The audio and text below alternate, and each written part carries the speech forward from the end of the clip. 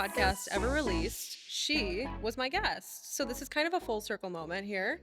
And basically, the plan today was to interview someone in the community like I usually do for my podcast and do a live podcast. And then my fabulous event manager said, Alex, you gotta sell your services here. You gotta do something, right? You gotta plug what you're doing. So we're gonna share the vision later on. We're gonna share what I hope this to become and how I hope to help women in Central New York. But I also thought it was a great way to kind of, you know, add a twist to this segment and, tell people where I came from, because every time I get coffee with someone, I think we're going to talk about what I'm doing and how we can work together. And the first question always is, so how'd you start this and where did you come from? Because it kind of just came out of nowhere, came out of the woodwork and started doing all these things. So I guess I'm going to tell you a little bit about myself today. But before we get into that, I know a couple things about you that a lot of people don't. Let's talk about t-shirt designing way back in the day, because it's not something new that she just stumbled upon entrepreneurship, right? You could tell it's in her blood, it's in her bones, it's in her DNA. But you used to design t-shirts. You were hustling back in the day. Tell us about that. Well, okay, so yeah, the t-shirt thing was like class t-shirts. I saw the seniors doing it and I was like, why don't we have a class t-shirt? I don't care if we're sophomores. Like, we should have a class t-shirt. We're cool. We're awesome. So I designed it and posted it on Facebook and I was like, who wants $120? But, I think what I consider my first taste of entrepreneurship was in high school. I did prom makeup for, you know, some of the girls that I danced with that were a couple years older than me. They liked how I did my makeup for the stage and asked me to do their prom makeup. I was honored. It went way better than any of us expected it to. So the following year was my prom.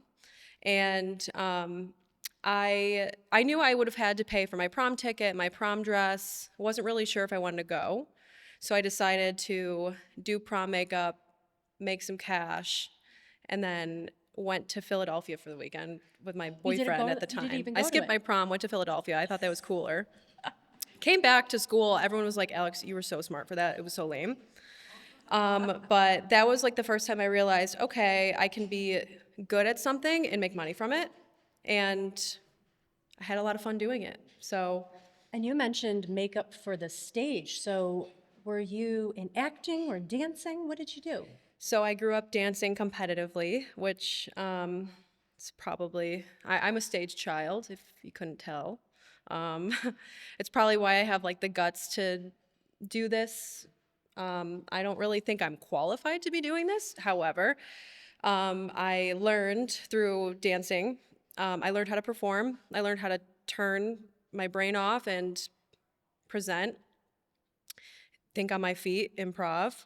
So your nervous system kind of gets like programmed a certain way when you grow up in dance too. Um, Gives you some thick skin as well. So yeah, I definitely think growing up dancing helped a lot. And I am so grateful for the opportunity to do that. My family sacrificed a lot of things to put me through dance. So And now let's talk about your family a little bit more and get into the question that everyone asks when they meet with Alex is, where did you come from? Because Syracuse was here and all of a sudden Alex Canavan has dropped in and gave us this amazing platform to connect with each other, right? So where did you come from? And bring us back a little bit to the roots, and how do you think it all started for you? Where you went to college, and bring us back a little bit. grew up in Syracuse, born and raised, Liverpool to be exact. Graduated from Liverpool High School, class of 2016. And then I grew up dancing. So growing up, I really wanted to pursue that, be a dancer. I think, on some level, I knew that I wasn't quite good enough to be a dancer, but I knew I was creative and I've always wanted to be an artist. So I was like, I'm going to pursue it for as long as I can, but ideally I'd like to be a choreographer and, work in the commercial dance industry. So I went to college right after high school. I went to the University of Buffalo and studied dance in their BFA program. Had a wonderful experience there. I really felt like I found my place. I really felt like I found a place where I was truly seen for my, unique abilities, and I was able to hone those there. But, you know, long story short, dance is a rich girl's game, and I did not have a huge safety net to fall back on. So I dropped out of my program. At the time, I was heartbroken. It was, it felt like looking back on it, I had definitely had an identity crisis because I just really, at the time, I was this strong-minded young woman that thought she could control every outcome. And that was the first time I realized, okay, life just kind of happens. You don't really plan for things. You don't get to control life, right? So like I said, I was heartbroken, but instead of, you know, uh, giving up on things, I was like, okay, so all my friends are at these amazing four-year universities. They've all left Syracuse. They're all living their best college lives and don't really have many responsibilities. But all of a sudden, here I was waking up to reality, and I was like, I can't give up. What am I going to do next? So the only other thing I really felt great at was makeup. So within, I kid you not, 3 weeks of like moving back to Syracuse, I had got a makeup job working for MAC Cosmetics. I basically applied for any job under the sun I could find on Indeed. And I got a call and got an interview, and long story short, got the job. I was 19, and I was just so excited for the opportunity, and it felt like I had gotten a second shot, at doing something great and exciting, because I just grew up identifying as such an artist. I tattooed my hands at like 19 because I think that was like an act of rebellion because I was like, I'm not gonna be who people want me to be, and I'm gonna self-sabotage instead and prevent myself from getting any normal job. What are some Whereas of your now, tattoos? What do you got on there? What did you do at 19? You got a butterfly. yep, I Okay. got the butterfly. To me, it represented transcendence, and which was really important for me at the time, just understanding that everything happens for a reason, and, just having faith in that, and that you are exactly where you need to be. Um, so yeah, I started working for a makeup brand, was doing that for a while, and then on the side, I started my own freelance business. So when I was 19, that's when I got my first taste of entrepreneurship, I would say, on a more legitimate level, other than doing prom makeup. That's when I started, my Instagram account, and really started learning how to build a personal brand and do that. And I was so just obsessed with it.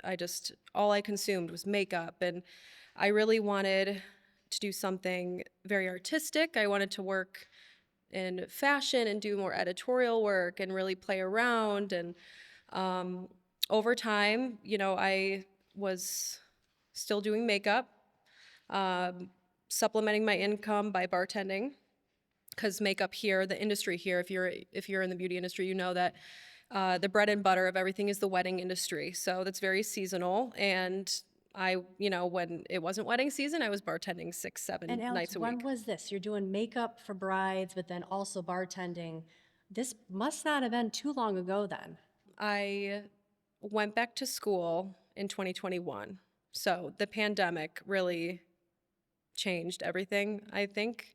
It was the first time when the pandemic happened, it was the first time since I stopped dancing that I actually had a second to stop and look at things and ask myself questions like, is this what I really want? Am I really headed in the direction that I always thought I would be? At a crossroads, it seems like in your life. where Yeah. you were feeling into what is the next steps for Alex? What do you want to do and pursue? How did you know what to choose from there? Was there a pivotal moment where you were like, I'm going all in and starting my business? How did you know to create this? Yeah, I mean, I think the feeling of maybe I don't want to do makeup forever um, crept up first.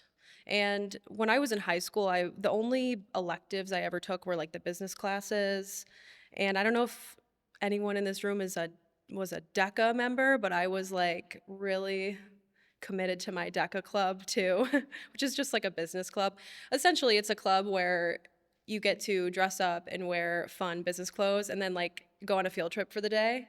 So I loved it. And honestly, I love to play dress up. So I feel like half of my dreams have had to do with like the clothes I get to wear if I get to do certain things. Well, you're an artist. You've said it multiple times up here, from the tattoos to makeup, and I'm curious, how much of your artistry do you get to bring into this, the set design, into graphic design, into your brand? Do you feel like you have an inner artist that consistently is able to come out, or do you feel like you struggle with that, with balancing business needs? Is your inner artist alive and flourishing? And if not, what's next? How does Alex itch that scratch for artistry? Well, I think if you're an entrepreneur, I honestly, at this point, I think everyone's a creative. It doesn't matter if you're an entrepreneur, if you work in a corporate setting, we're all creative. It's whether or not you give yourself the grace to explore that and to indulge in that. I think I'm super fortunate because what I get to do, I find super creative. Um, Even if you're not, hosting big, fabulous, gorgeous events, like solving problems is creative. You know what I mean? The problems that I've had to solve, I think in the, from planning this event, it's pushed me to get very creative. So I get to work with other amazing vendors and other creatives that get to do their thing. So, this gorgeous stage set was not me, but I'm lucky, I'm happy to be a part of it and give it the okay. But I definitely think probably growing up in performing arts and then to working in the beauty industry, I think that I have an eye and an intuition that has helped with what I'm doing now. Would you say that you are a perfectionist? I think you know what? I think that I probably would have said that maybe a year ago, but I am actually a lot more laid back than most people would probably assume. I understand that you can't, yeah, I just know what I can't control. Um, I do have a high standard though, Yeah. and I think that can rub people the wrong way sometimes. But one thing I have realized and committed to is, you know, not is advocating for my needs and standing up for what I believe in and maintaining a standard that I want to have, that I desire, even if it might ruffle a few feathers, because the people pleaser in me wants to disregard my own desires and make everyone else happy. But I think, you know, when that once that starts happening, that's when like resentment can creep in, and that's when you stop loving what you do. I was just going to ask, what's the cost of that? What have you seen? Because it sounds like you said a couple of years ago, maybe you were a bit more people pleasing and wanted to control, but now you're a bit more laid back. What's the benefit of that? How have you personally, Alex, benefited from taking a little bit more of a relaxed approach and yet conquering and achieving all of this? Well, first of all, I think the most important thing is making sure so you can release that control, so you have that luxury of releasing that control. Make sure you're working with the right people. Make sure you're vetting people, make sure you're not working with someone because you need them and you're not willing to take the time and preparation that it requires to have an aligned partnership or business, partnership with someone. So that's the first step to being laid back. um, but what has it done for me. I mean, I think it's definitely given me the space and time to focus on things that really matter, things that will actually keep things moving forward and pushing the needle rather than obsessing over things that don't really matter. You know, when you're behind the scenes of an event like this, you see everything that goes into it. And there's a lot of things that you think other people are going to care about and notice that they aren't.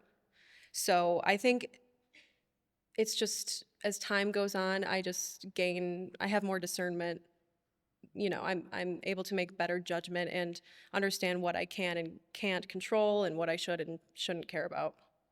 When I was talking to a lot of women in line getting lunch, several of them commented because they've been following you since the moment you dropped the podcast and were on the scene, and they, quote, love seeing your evolution. What do you most love about your evolution? Honestly, I feel like I'm still in the thick of it. um, I just love seeing people happy. Like I just, you know, hearing the good feedback and hearing people tell me about the value that they get from the events we host or maybe um, our partnerships. That just makes me so happy. But I have seen the evolution, and I'm very proud of it. And um, I feel I can feel a huge difference between now and this time last year.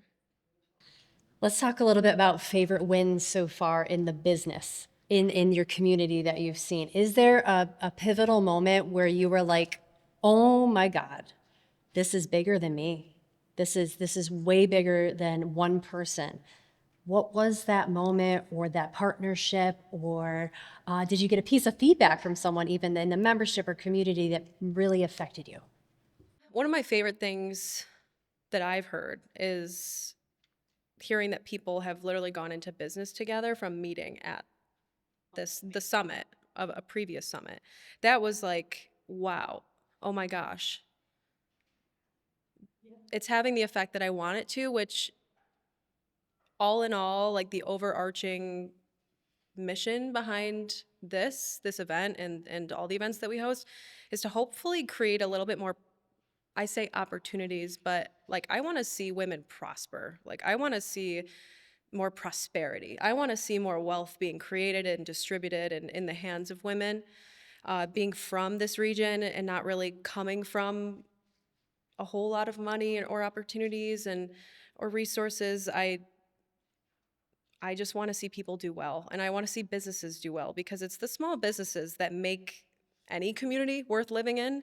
It's not the big, you know, the Carrabba's in the plaza that we drive by on our way to go to Target. It's, you know, it's the Francesca's, it's the Skytop Coffee, it's the Aqua Spa. You know, it's things like that that make our community thrive. So I just hope that I have a little bit of an impact on people's business. Absolutely, you are. Right? Isn't she having quite an impact on our lives right now? It's tremendous. It's tremendous. Let's talk about the future. Let's talk about what's next. Where are we going, Alex? Tell us the future and what can we join you in on, because we know you've got some big plans. Yeah, the future is bright, and it's not just because of like what we're doing. It's just simply because the future is bright here in Central New York. I mean, we can all feel it. There's a lot of momentum happening. There's a lot of progress happening, and rapidly at that. Um, I I didn't know anything about the Micron investment when I started this network, but I'm so glad I did because, you know, it's through our events that I realized just how many people are already moving to the area. You know, the heart of what we do is networking, right? So we get a bunch of people at our events that are fresh and new to the area and looking for their community. Um, what's next? You know, over the past year, we have grown a ton. So last year we launched our membership community, the Collective. That has grown a bunch over the past year. You know, it was a nice organic, steady growth, which is the best I think for communities. You don't want. Thank you. Yeah, it's and we've learned a lot. You know, we've pivoted, we've changed our strategy, we've changed our offerings. We've figured out what people want. We're still figuring it out, and I expect us to continue to just iterate every single year. But not only that, our following has grown a lot, which is, as a media company, that's the goal, right? So, we're ready to take our partnerships to the next level and help people in a much more, holistic and integrated way, and partner with women-owned businesses, not only on events, but really cool editorial campaigns and social media campaigns. Really, the possibilities are endless, but I personally am passionate and very interested in experiential marketing, which is it's more like events, right? So I would say a great example of experiential marketing would be our Galentine's Day party. Okay. We had like 17 vendors at it, and we had a gorgeous venue, the Mansion on James, and we found ways to utilize the space as much as possible, so you didn't have like the typical vendor table setup taking up all the space. We partnered with Parthenon Books, and there was a gorgeous bookshelf at the mansion. So we cleared it and we stuffed it with romance novels for Galentine's Day, and that's where their kind of brand activation was. So I'd love to find more ways to partner with local businesses and get them into our events, and find really unique ways to engage our attendees with them. But I would also love to find more ways to utilize our different media channels, like our social media. We have our podcast. We have a really awesome newsletter that's got a great open rate that I'm like, we should have been doing this a long time ago, because we just started doing it just a few months ago, but that's really fun too. So basically, if there's an event you're hosting that you want to advertise, let us know. We've got an audience full of people that are interested in attending community events. So Yes, we'd love to clearly. feature your event. But if you want to do something a little bit more thorough and long-term, we can find interesting ways to collaborate on content and find ways for you to show up throughout our event and editorial calendar for the rest of the year.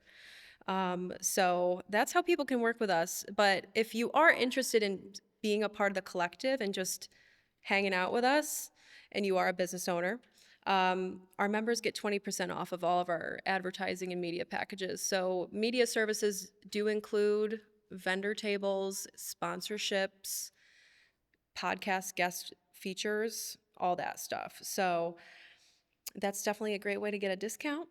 But even if you're not a business owner, we'd love to have you. We have a lot of women in our membership that work, for other firms and companies, and just simply want a space to connect with career-minded women, like-minded women.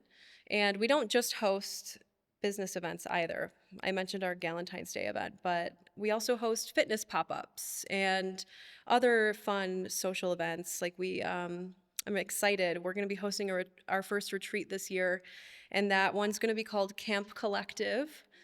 And it's going to be a unique take on a wellness retreat. It's going to be more like a nostalgic adult sleepaway camp. And it's going to have, some fun team building exercises, and I want to do some axe throwing, because why not, I want to learn how to build a fire, because I don't know, and that's kind of embarrassing. So it'll be like a little glamping And vibe. that sounds fantastic. Do you know when the retreat is going to be? Do you have dates to tell us right now, or do we need to wait? We are planning on September, hoping on September 12th through the 14th, but stay tuned, because we expect to have that date very soon. So we're going to get to a final couple of questions, but how can one get involved with you? I see a QR code on the sides here, so perhaps there's a way to partner with us. But if they wanted to join the collective, what are the next steps to get involved with everything you just said? Yeah, so if you want to partner with us, that QR code is going to bring you to a contact form. It's just going to have you fill out the information, who you are, what your business is called, what you do, and how you might want to partner with us. There's a few different options. If you want to join the collective, we'd love to have you. It's growing. We're up to 50 members now. And you can go to cnywomensnetwork.com/membership. Do we have collective members in the room right now? Yeah, there we go. So we do have a promotion for you guys today if you do want to join. It's going to be just use the code SUMMIT25 for 25% off your first month or year with us.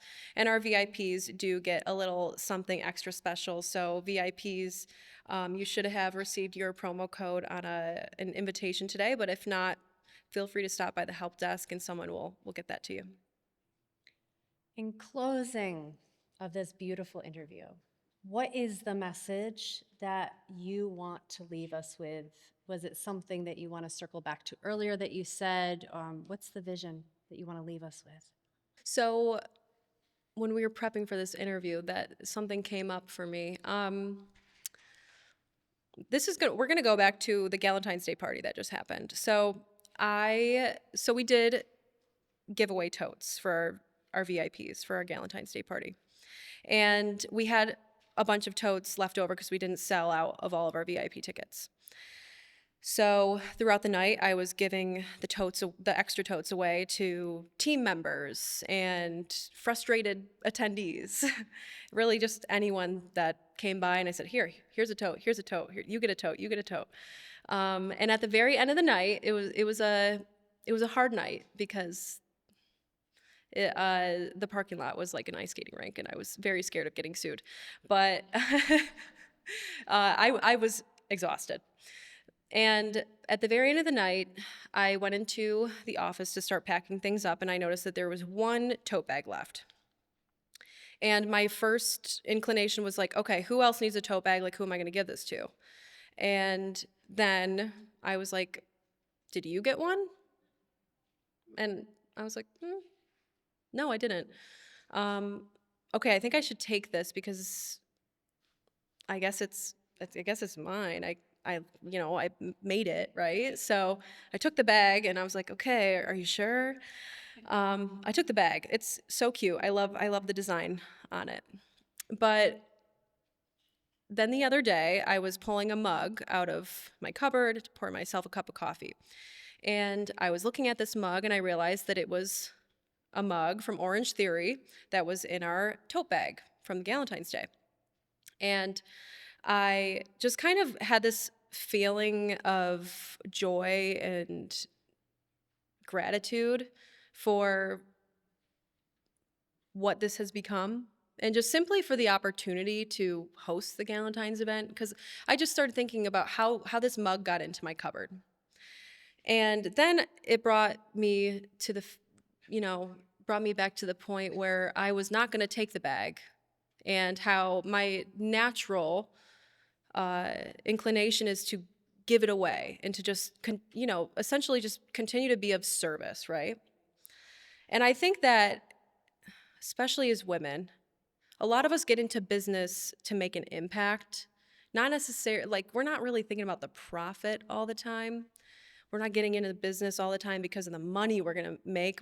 A lot of us want to do something that has purpose.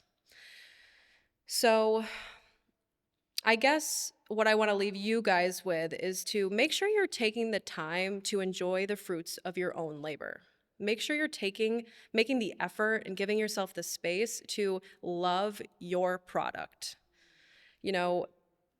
I worked in the beauty industry, so I know that a lot of people in that industry just are working on their feet all day long, making others feel beautiful and seen and important and empowered.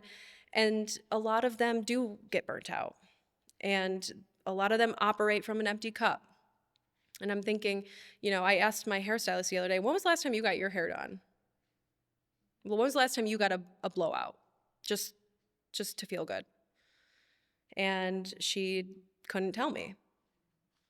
So all I want you guys to take away from this conversation is make sure you are giving yourself the luxury of loving what you're providing. I hope you guys are able to do that. And even if you don't have a product, treat yourself. Are we loving what we heard? Alex, thank you so much for opening up to us, sharing your story.